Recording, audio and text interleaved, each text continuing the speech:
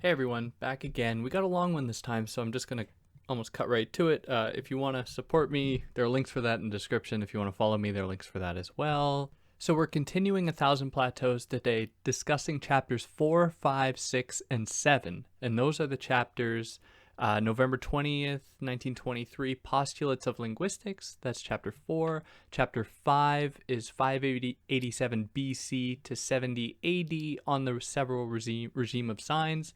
Chapter 6 is November 28th, 1947. How do you make yourself a body without organs? And then chapter 7 is year 0, Faciality. You'll be able to find timestamps for those in the description. So if you only want one chapter, then you can find that easily there. And now, without further ado, let's jump right into it with chapter 4, Postulates of Linguistics. So November 20th, 1923. Now, this date marks the day that the Weimar Republic in Germany, their Reichsmark, which was their currency, inflated to the point that it became useless and it was replaced. And that will be significant as we'll play out here. So this chapter is essentially broken into 4 subchapters, each subchapter is a quote from like linguistics that they're going to have a problem with. So with each chapter, you will see how they kind of combat each, because they have a lot of problems with linguistics and semiotics, and that'll really come out here. So the first subchapter goes as follows, or at least this is the quote. Language is informational and communicational. So, for example, when they, we think that we use language in order to communicate to other people, things in the world. So I have language so I can tell someone about like a wolf that's about to attack me or something. So it is informational and it is communicational in that it is able to communicate information. Deleuze and Guattari are not satisfied with this because it's, I guess, right out off the bat, too positivistic. That is, it hinges too much upon the human development of language purely out of benevolence. So it doesn't consider the ways in which language is a means of control. Specifically, they consider the way a school teacher uses language, or when a school teacher is teaching about language, like grammar or syntax or something. What they are doing, that is the school teacher for Deleuze and Guattari, is they are imposing an order on an already ordered world. That is, they are setting out rules that must be followed, and they must be followed to a T, or else you won't be understood, because so much hinges upon language, which, anyone who has any sense of Deleuze and Guattari up until this point would know that any place that we invest all of our energy is going to lead us astray. So in their words, language is made not to be believed, but to be obeyed. Additionally, they write, we give children language, pens, and notebooks as we give workers shovels and pickaxes.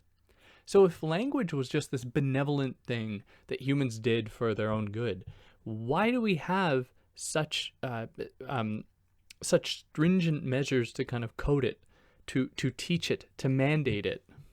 Language is actually then for them decidedly anti-communicational, because it is, this kind of structured thing that is meant to impose an order. It then only communicates not things in the world, as the semioticians would say, where you have a signifier in language signifying a thing in the world. Instead, when you are given language, when you are communicated language, you are only communicated language. That is, only language is given to you. So language exists then for the sake of language. It refers to itself, not to communicate or relay information. So this is essentially to contrast to something like a bee. And they give the example of a bee who finds a source of food. The bee is then able to go to the hive and say, I found food, in whatever way they do it, communicationally. Able to go to the hive and say, I found food, but other bees who have not seen the food cannot relay that information to other bees.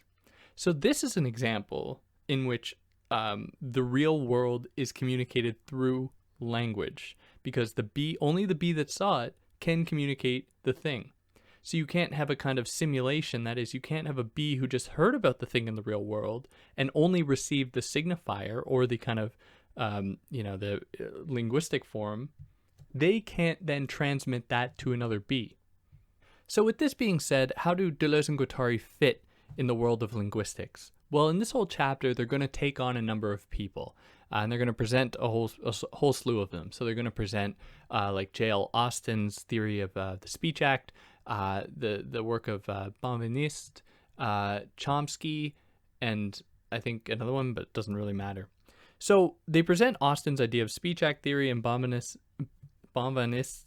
idea of self-referentiality of Speech Act theory, essentially pointing to subjects, and Ducrot's reversal of Benveniste's idea that the cultural appreciation of the performative acts is necessary to constitute subjects and not the other way around.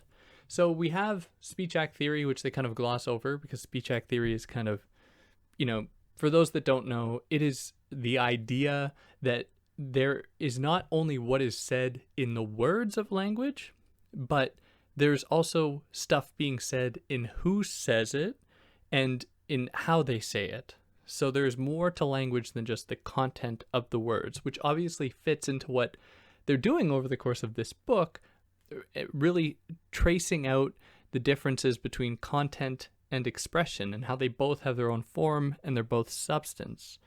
Which you can find in the first episode. I touch on a lot more. So then you get someone like Benveniste, whose idea about self-referentiality of the Speech Act theory kind of constitutes subjects. In that, this is, I guess I should frame it this way: the subject is constituted in their capacity to perform these acts. They demonstrate their ability to act in the world.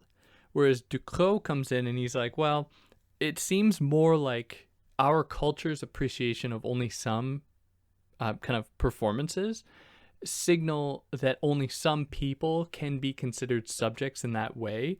And so it is, they precede the subjects, the kind of cultural appreciation of the proper performative acts that you then match or oppose will determine your place as a subject. Now, all of this isn't all that important as we move on, but it's just kind of good to put it out there. So in opposition to all of these kind of linguistic thinkers, they say that language, and this should already be clear, is not just about communicating. And it's not just about, what is said beyond the saying of language. It's not just about the content or the form of it, but the political side of it. And that is why we have language as a tool to order the world. So what comes first then is a desire through what they call order words to essentially order the world. So any designation or any recognition of a performative act or a subject then follows, then I guess comes after this construction of the order word. And because of this order word that we can only assume participates in the construction of an order world, it's just a play on words that I'm using that I don't think they mention in here. It is because of that we don't actually have anything like individual enunciation or a subject of enunciation, because no one speaks as though they are truly speaking from themselves as a like a kind of unitary, isolated thing. You are always speaking in accordance with a very broad structure, a very broad coded structure, or assemblage in their vernacular. And it is in this kind of order word, the use of the order word, that we see the formation not of subjects, but of subjectification. So the subject that emerges is not one to celebrate. It's not a subject that is open to limitless potential. It is a subject that is subjectified. They are made to be under the control of something. And the way that this control manifests itself is in the things that we say, where we are never actually speaking what they call, direct discourse. We only ever speak indirect discourse. That is, we only are ever speaking through the words of somebody else, because we are all bound by this kind of communicative structure. And that pushes us into the second subchapter, and this is the quote. there is an abstract machine of language that does not appeal to an extrinsic factor. So they are going to trouble this because they are going to include what they call, pragmatics. So they are going to look beyond just language, as though language is this thing that floats above everything else, this benevolent kind of universal mode of communication floats above everything else in the form of words and excludes all of the other dynamics, imminent to our being in the world. And so they want to think of the world not in terms of the signifier-signified relationship, but rather in terms of the kind of tension between content and expression, keeping in mind that both content and expression can have form and substance, as we talked about in the last episode. So you can have a kind of linguistic description, for example, of a corporeal event in the form of a kind of non-corporeal act. So there is not then, transcendental signifiers over signifieds in the world. Rather, we recognize both that the signifieds, the content in the world, can have a form or a substance, and the so-called signifiers can as well have a form and a substance.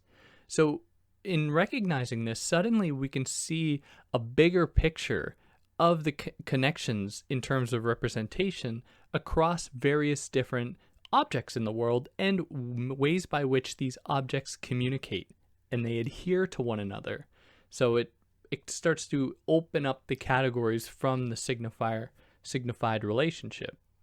And this brings us closer then to that idea of the plane of consistency, where there isn't this hierarchical signifier-signified relationship, but an entire amalgamation of possible effects.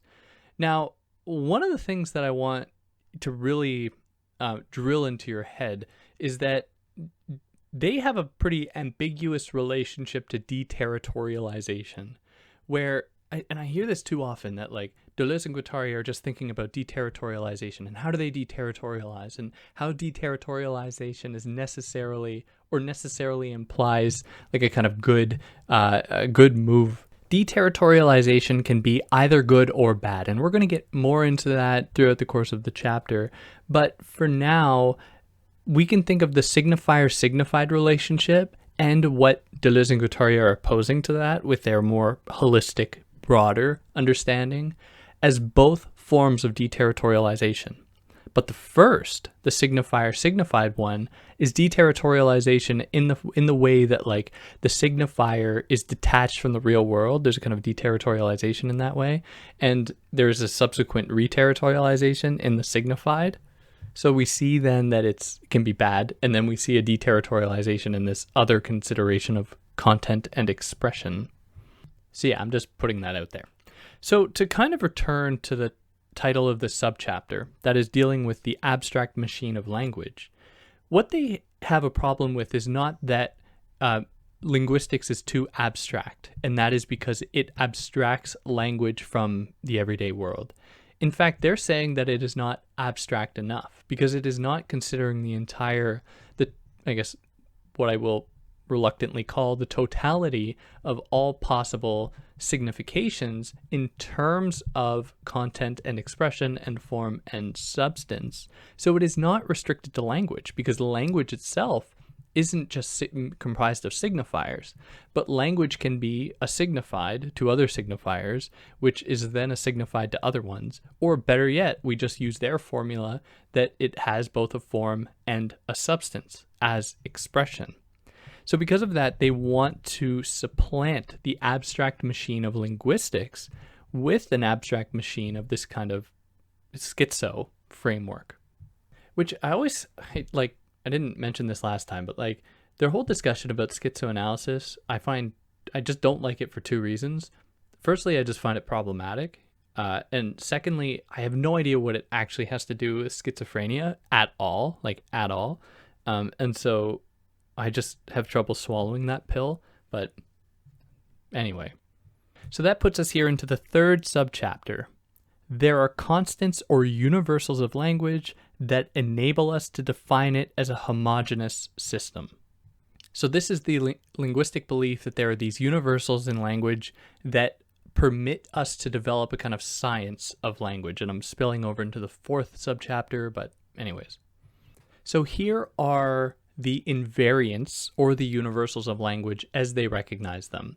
So there are the constants of language, which are the phonological by communicativity, the syntactical, and the semantic.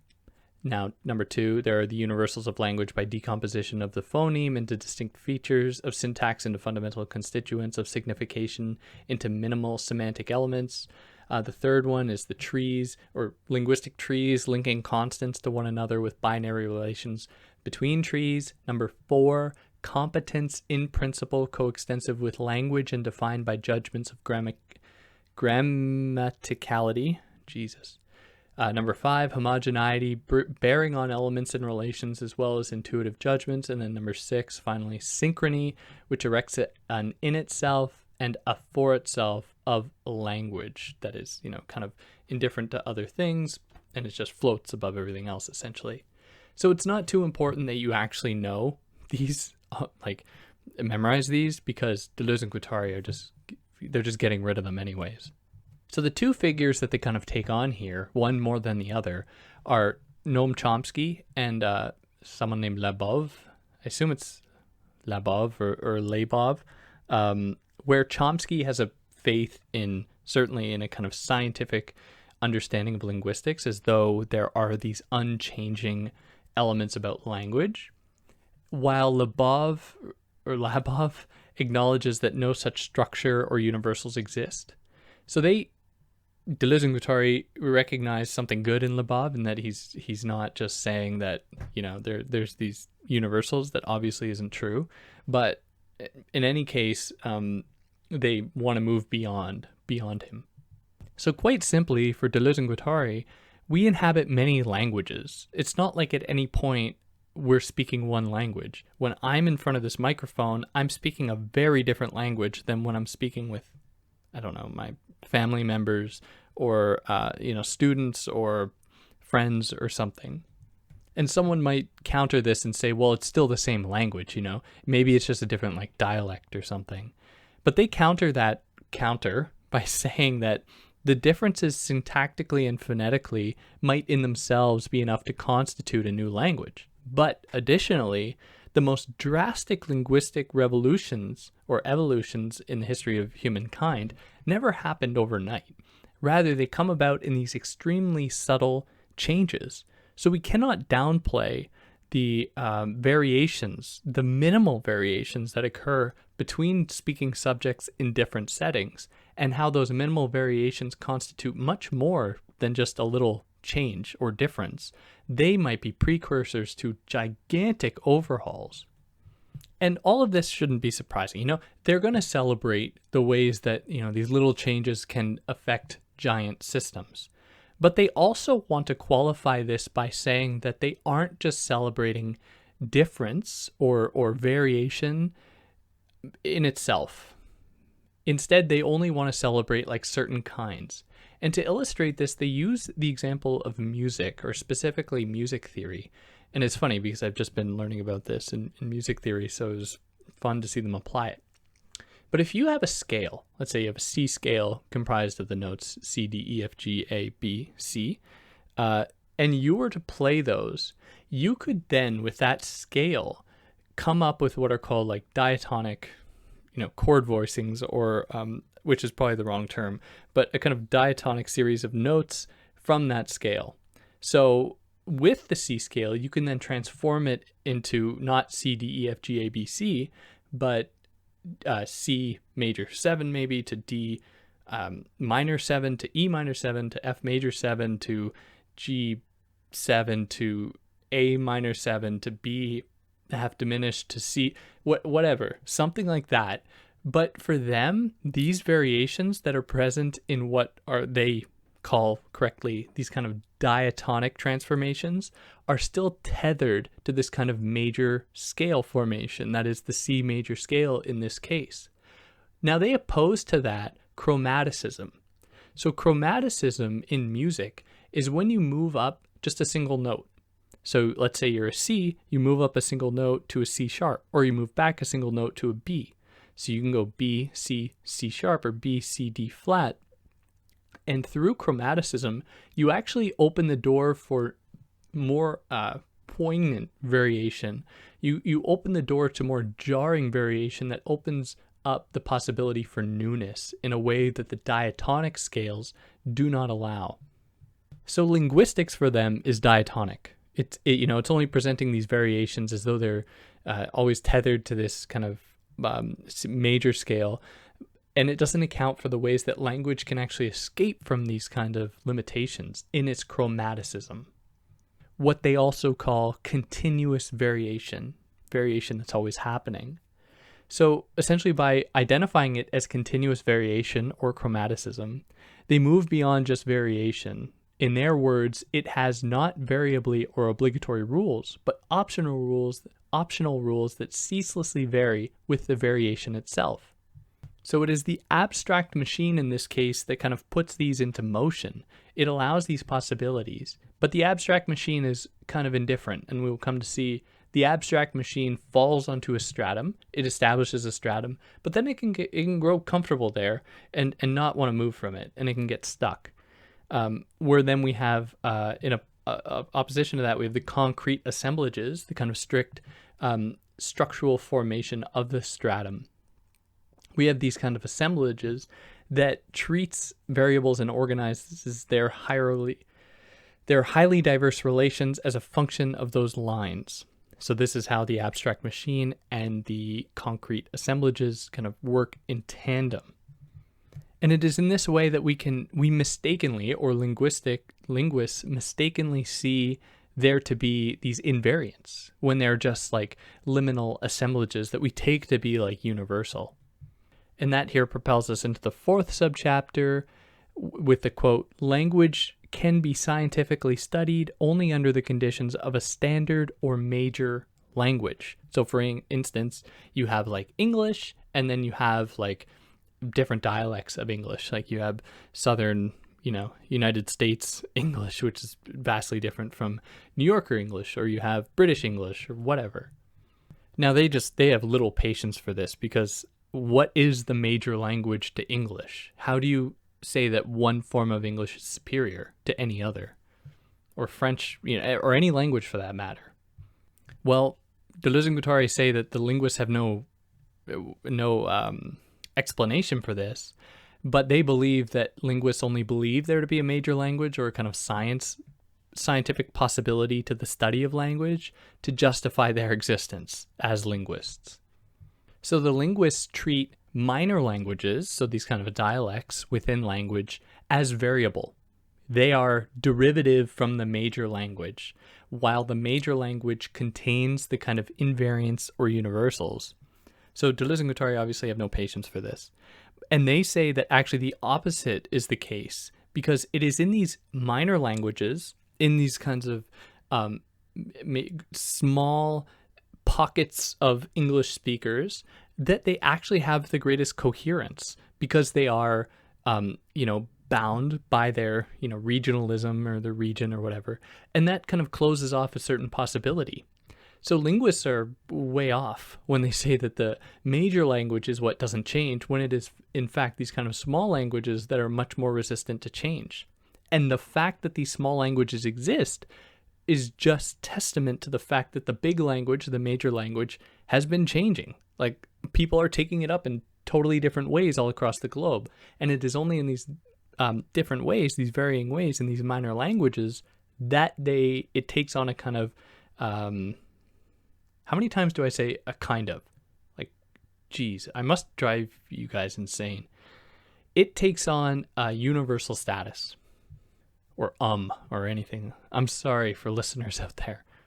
So they celebrate the fact that there are these so-called minor languages, because that demonstrates that language is always in this kind of continuous variation. It's always in flux. It's always changing. And so they prescribe that to language. They say, well, this is something to take on, become minor, this becoming minor language that gets you away from the boundaries or the supposed dominance of one form of language over the others, which is to become minoritarian in the form of language here. And this is to privilege passage, that is movement, transformation, over stagnation. And that propels us here into chapter 5, 587 BC to 70 AD, on several regimes of signs. And these two dates, 587 and 70 AD, are the two dates in which the Jewish temple was destroyed. So, for the sake of definition, they define a regime of signs as a formalization of expression, which is like kind of always linguistic. Kind of. I'm emphasizing kind of here. So they say regimes of signs are only functions of existence of language that sometimes span a number of languages and are sometimes distributed within a single language. So the regime of signs is kind of what portends or comes before language. So it can then inhabit one language, or many different languages can borrow from a regime of signs. And of course, this moves beyond words, because there's like a form of content, a substance of content, form of expression, and substance of expression. Don't lose sight of that. Where semiology is then, in their words, only one regime of signs among others, and not the most important one. Because they're moving beyond this kind of restricted paradigm. So this chapter is in the service of explaining the different stages of signification. And the four that they're going to present, and I'm going to get more into these in more detail as we go through, the four that they represent or present are pre-signifying signification or pre-signifying regimes, counter-signifying regimes or counter-signifying signs, signifying signs or regimes, and then post-signifying signs and regimes. Now, it's important to note that they aren't positioning these as though they occur temporally, as though one comes after the other, because you can find examples of pre-signifying signs within post-signifying signs or in post-signifying regimes, and vice versa. I think vice versa. I don't know. You could probably make an argument that you could find post-signifying regimes, signs within pre-signifying ones, but maybe you can't. Anyways, whatever. We're going to get into more detail as we go on here. So in the case of signification, so this is the third phase I mentioned, that is the signifying regime or the signifying signs, signification. There are different rules, and this applies to all the different regimes, but different rules kind of code the regime of signs that guide them. So for example, under signification, the signifying regime, you have temples, palaces, houses, streets that essentially hold certain meaning in accordance with that regime, which delimits or it establishes what those signs are allowed to communicate to one another and to people and to the world, essentially. Now, in the case of signification, where they are going to focus here primarily on signifying regimes and post-signifying regimes, they say that with signifying regimes, all of these different codes, these different what they call circles of, signification, or you could think of it as like a chain of signification, where how does the temple relate to the palace, or how does the palace relate to the street, or anything like that. The ordering of the various signs is guided by a kind of gravitational point that codes these forms, that codes the structure, which most often just assumes the form of a despot or god king or king or whatever.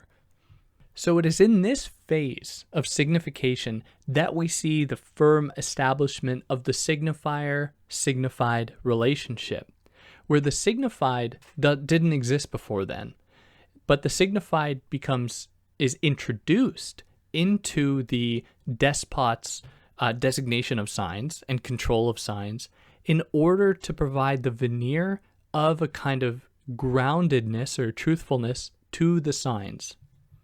And this occurs through interpretation. So in their words, the despot god's bureaucrats do this with interpretation or interpretance, where it is their duty, and these assume the form of priests or bureaucrats, as they already said here, teachers maybe, whatever, that justify the despot's choosing of signs and their possible relationships by pointing to this supposedly true or real object in the world that it is supposed to represent or be a part of.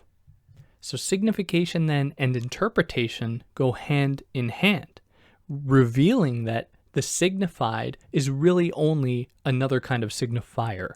The signified is not some kind of real thing behind the signifier, but it only enters this particular chain of signification as a signifier that rejuvenates the original signifier that it is meant to kind of is meant to give life to.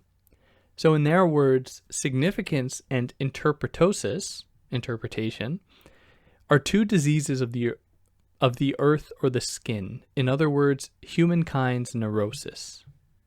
So there's an emphasis on signs here, where the signified is meant to be just another signifier to another signifier that it is meant to represent, ostensibly, or be the point from which the signifier is meant to represent, or that the signifier is meant to represent. And so we have what they call a redundancy of signs, a kind of over-coding, which the despot does through deterritorialization. So this is just another example of their kind of ambiguous relationship to deterritorialization, where they see the despot kind of tearing up the earth. The despot makes boundaries and borders, erects strata, lines, walls, structures that demarcate the land. And it is in that we see a deterritorialization, a move away from what the land dictates, roughly, in favor of the signifiers that are abstracted from the world, that are deterritorialized from the world, which then construct an overcoding, or then are overcoded to re-territorialize the earth with its agenda, or to comply with the despot's agenda.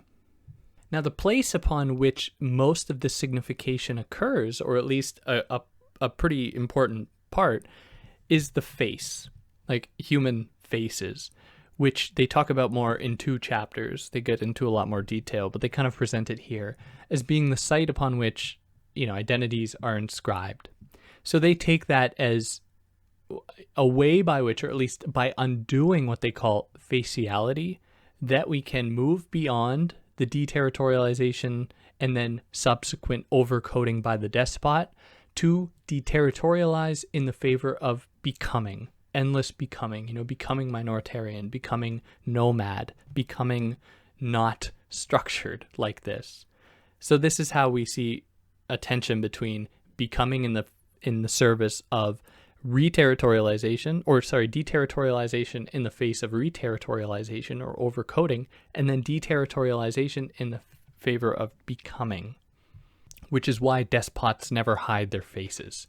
Instead, they hide away those people that they condemn, cover their faces, and I can only think of like Abu Ghraib as an example, where the prisoners' faces were all covered, where the people inflicting harm on these victims were proudly showing their faces, as though their faces had nothing to hide. Now, this will come back in a little bit. That is the distinction between the face being present by those in power, the despot, and how it is kind of taken away from those outside of power. And that's not a good thing. It isn't something to celebrate, because it's not like, oh, you've gotten rid of faciality. No, it's a forced removal of the face, which is a whole other can of worms. So they oppose to this signifying regime the pre-signifying and counter-signifying regimes. So there are the examples of nomadic animal raisers, which would be like the examples of Ketohoyek or Tel El Sultan, which is like Jericho, where people had the capacity to, raise animals. Or no, they didn't there. Not in those places. Anyways, imagine nomadic people that had the capacity to raise animals, like nomadic animals that roamed with them. Now, these people were the example of counter-signifying regime, or a semiotic, one guided by arithmetic and numeration, which was more focused on distributions than collections, arrangements rather than totals, and so therefore resists everything despotic, because it isn't like ordered in the way that the despot is. And this site mobilizes the war machine, which we'll get into in quite a few chapters. I don't want to get into the war machine now, but just keep that on the back burner. Whereas nomadic hunters, so not animal raisers, so this is even, let's say, even more deterritorial even more nomadic. They aren't quite as organized, and there appears to be a direct concordance between territory and signs for these people, and to an endless chain, and therefore not to an endless chain of signification. So these people, that is the nomadic hunters, are pre-signifying because they just seem to do whatever the land dictates. They don't seem to have an order that necessarily is potentiated by language, by signification. So they don't focus on this all too much. Just, nomadic animal raisers that have some potential for organization are counter-signifying, while you have nomadic hunters are pre-signifying. Now, in addition, so we have now pre-signifying, counter-signifying, and signifying. They introduce post-signifying. So whereas under the signifying regime with the despot, there were all of these kind of chains of signification organized around the despot, and there was a lot of deterritorialization occurring, a lot of ripping up and opening up new possibilities, but all of these possibilities beginning from and ending with the despot's desire. So don't think that it's like restricted per se. Now they oppose to that the post-signifying regime that operates by the linear and temporal succession of finite proceedings. And they will come to associate the post-signifying regime not with signification, but with subjectification. So there is an ordering that is not coming from the outside, from a despot god that controls everything and that opens up, these wacky lines of flight wherever the despot god sees necessary. So it erects these temples just for itself and these new connections to God, which might appear to present new possibilities, but are really foreclosed. Now, in the post-signifying regime, we have internalized power to the point that we limit ourselves. And so there are this succession of finite proceedings, kind of self-control.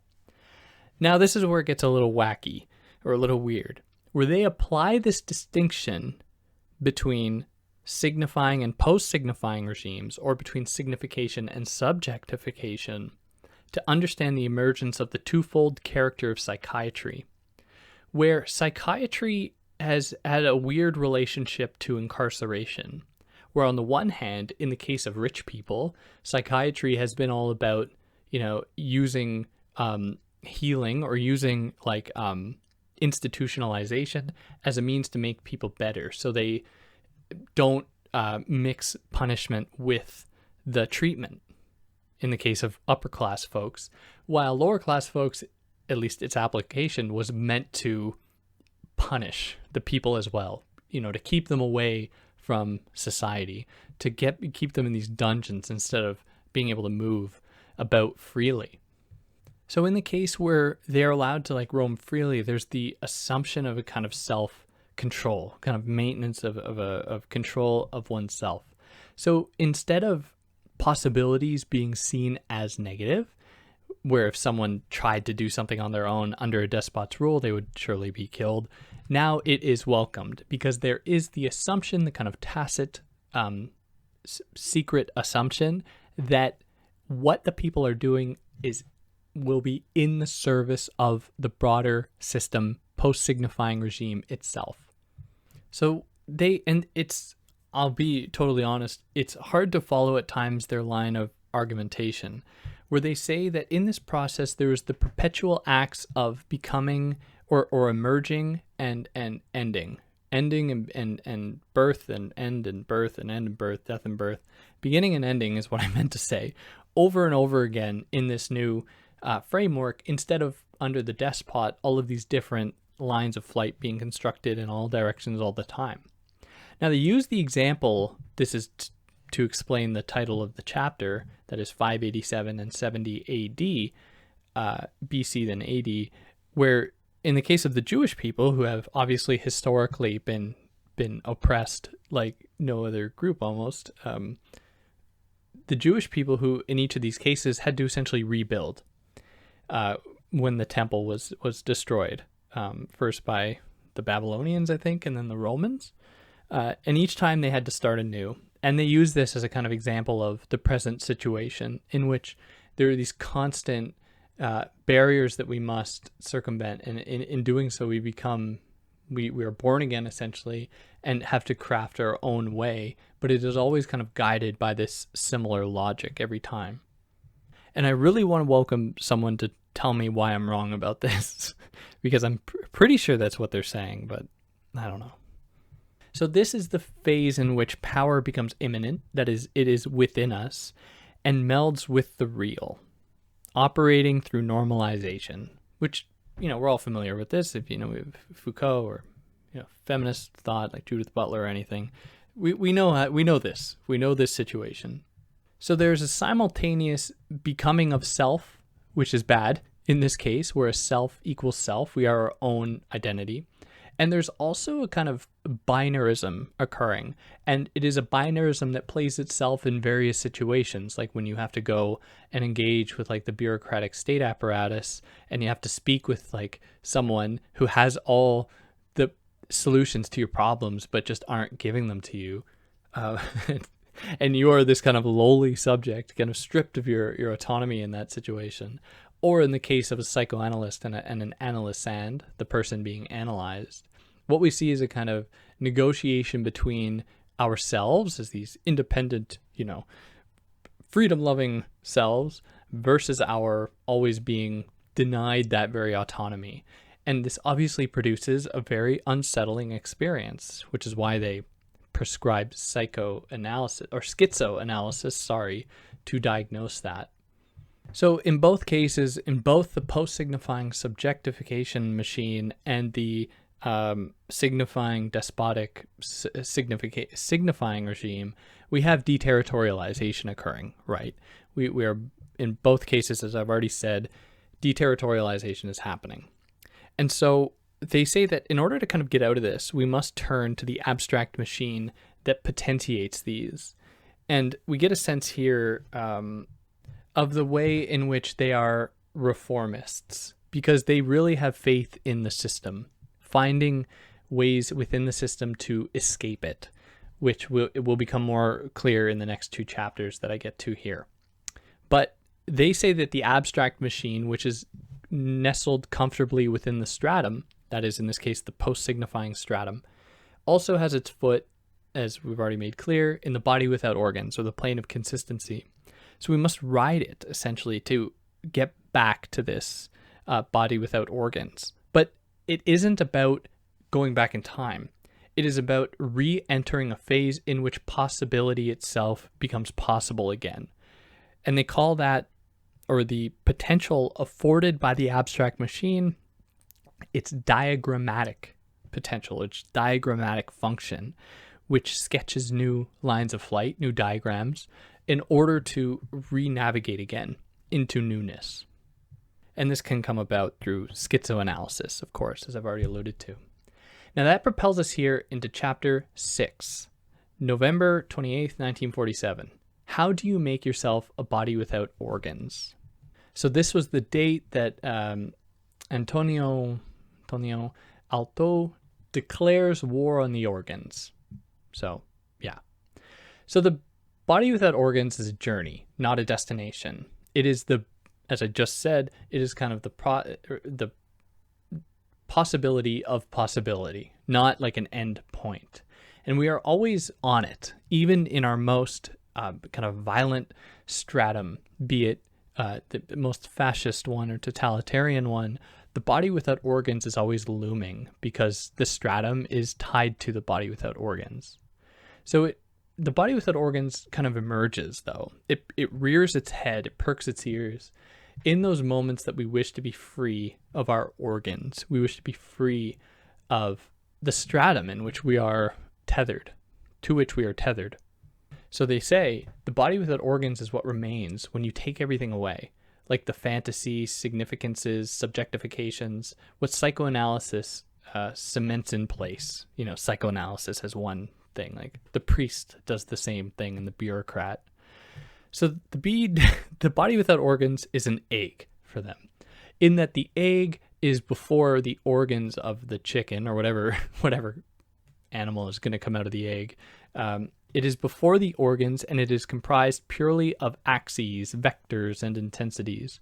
that are before the organs and the organization of the organs. And for them, the figure of the body without organs among humans is the masochist. And the masochist is a body without organs, partly because in their engaging in masochism, they get rid of their subjectivity, but they also say that it's actually a demonstration of subjectivity because it's someone saying, what I want is to be this masochist. So it's difficult to reconcile this. But they are a body without organs in that they open themselves up beyond the domain of domination to some extent into new possibilities that are afforded from without, but through their own volition. So it is the body without organs, that is the field of immanence of desire within us. And it is the process of production without reference to any exterior agency. So in my mind, to get the best understanding of this is from Anti-Oedipus, because it is there that they describe machines, where they don't really talk about it in this book all that much. But how machines work is like every single part of us, humans are comprised of machines. You have the mouth machine and the eye machine and the hand machine and the finger machine, whatever. And these machines connect to other machines. So my hand machine, if my eye's itchy, my finger machine connects to my eye machine to scratch it. And in there is the demonstration of desire, not in the fact that I wanted to scratch my eye, but in the fact that these machines that comprise us always strive to make these connections. And it isn't to satisfy an overall fantasy, as though we're just this totality with this fantasy, or a lack, or a desire. It is instead the constant playing of these machines. And so in that way, it might be antithetical to desire. It might be antithetical to pleasure even. The way the machines connect to one another might just be absolutely necessary. And it is in that way that it is desire. It is desiring production, in their words. The desiring the connections made between various machines that gives us, not us as like a totality, but gives the machine in its connection a possible sense of maybe accomplishment, I will just say, to be simple about it. So by opposition, the priest, the psychoanalyst, always wants to make desire about a lack. You want what you lack. In the case of psychoanalysis, women are ostensibly castrated, and so they lack a penis and are always striving to regain that to some extent. Whereas, I don't know, men worry they're going to suffer this lack, so they desire to maintain it. Deleuze and Guattari have no patience for this because they're more interested in what the knee machine is up to than this like total Oedipal machine. So in these connections are the actions of perpetual becoming. So these machinic connections form new bonds, form new identities, form new whatevers. So let's return then to the idea of the masochist, who's someone that in giving up their autonomy, giving up their kind of personhood, they generate the potential to open themselves up to these new machines in new ways. And they open themselves up to this kind of becoming animal, in their words, which then opens up to this, essentially the plane of consistency, which is the totality of all the body without organs, which is a pure multiplicity of immanence. So, which is essentially comes out in a movement of generalized deterritorialization in which each person takes and makes what she or he can according to tastes she or he will have succeeded in abstracting from a self, from our autonomous total selves, according to a politics or strategy successfully abstracted from a given formation, according to a given procedure abstracted from its origin into, possibility. And so there's an interplay of various bodies without organs here. It's not as though you can just attain the body without organs, because we already recognize that it's a journey, not a destination. But even if you were to accomplish this thing called the body without organs, it might only mean you've entered into another stratum where you are presented with another plateau, another barrier that is guided by the logic of a body without organs that has mobilized an abstract machine to constitute it, but that we must then apply our, condition for the possibility of possibility again to jump aboard this body without organs into something new, and that we can reinscribe and then can inscribe upon us.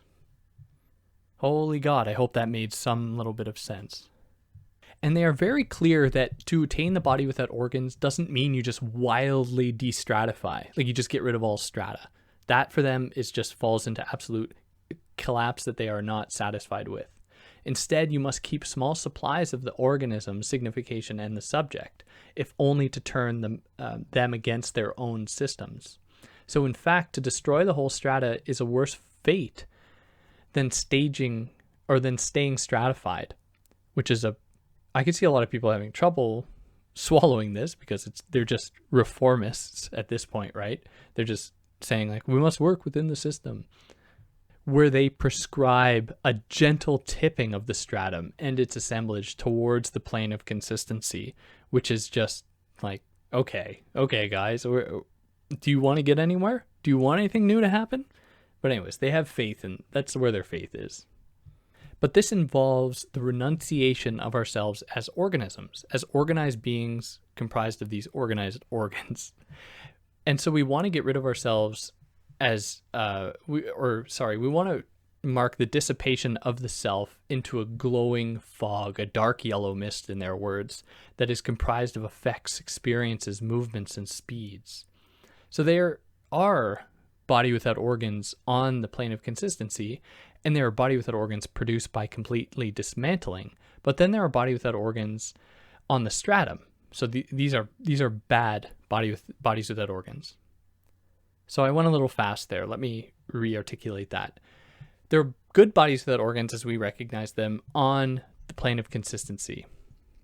There are also bodies without organs that are produced by completely dismantling, but then there are also bodies without organs on the stratum, on the specific stratum.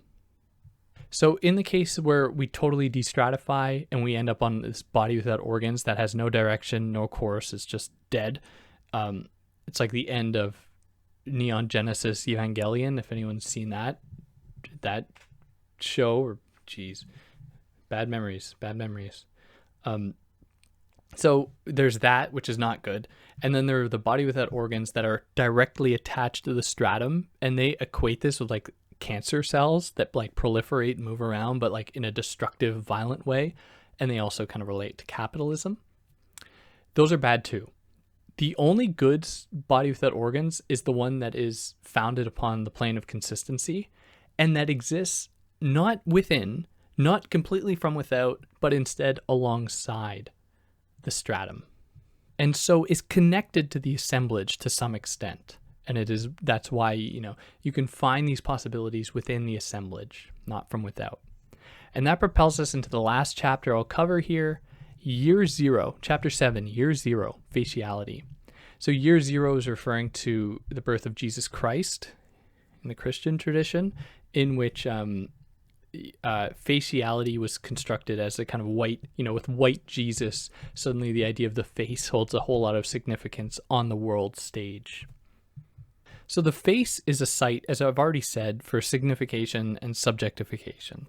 The face has its own, content and its own expression. It has its own form and substance and everything. So the face can either assume two forms. It is either, in this case, the face of signification, which is what they call a white wall that is comprised of kind of limited possible like dots, or it is a black hole that has like endless potential, but that is always like headed towards degree zero of nothingness, which is bad. So these are both not great.